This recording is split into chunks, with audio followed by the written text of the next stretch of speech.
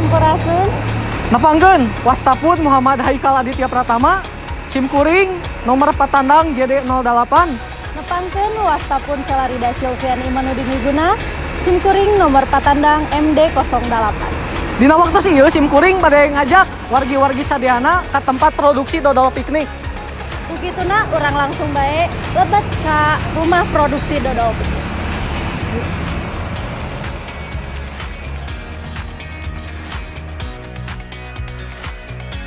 Tempat kahiji nyaeta tempat pengolahan bahan baku. Di dieu bahan-bahan diolah dugikeun ka janten adonan dodol nu salajengna dibekukeun salami sadinten. Nah, majeng ke tempat pemotongan sareng pembungkusan. Bentukna sapertos dieu, kami teu acan dipotong. Di dieu adonan nu tos padet dipotong alit-alit teras dibungkus ku kertas.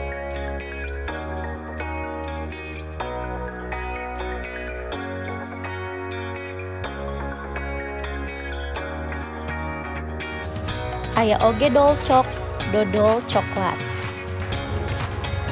Raos ya Kang? Paus pisan ieu mah kedah dicobian. Tempat terakhir nyaeta tempat pengemasan. Saatos ti dieu dodol piknik siap diical di pasaran.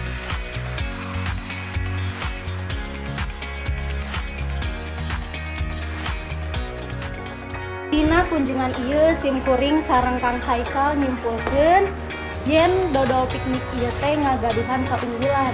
Nyaeta bahan-bahanna anu khas Kota Garut sareng henteu nganggo bahan-bahan sintetis, cita rasana anu teu pernah robih ti kapungkur dugi ka ayeuna, sareng oge ngagaduhan ekosistem pariwisata anu tiasa ngadukung kangge penjualan produk utamina. Tah, tina kaunggulan eta teh, dodol piknik teh ngagaduhan peluang. Nyaeta anu kahiji, dodol piknik teh mangrupakeun ciri khas oleh-oleh di Kabupaten Garut ieu. Tah, ditinggal tina wilayah Jawa Barat teh mangrupakeun daerah pariwisata khususna teh Kabupaten Garut anu secara konsisten sok didongkapan we ku para wisatawan. Aya oge kakiranganana, dodol piknik ieu henteu janten popor dina nerapkeun inovasi produkna. Kumargi kitu, ngagaduhan hiji ancaman nyaeta kirangna diminati ku kaula muda atanapi barudak ngora anu jumlahna teh langkung seueur ti generasi sateu acana. Sakitu wae anu dipikahatur, kirang langkungna nyungkeun dihapunten.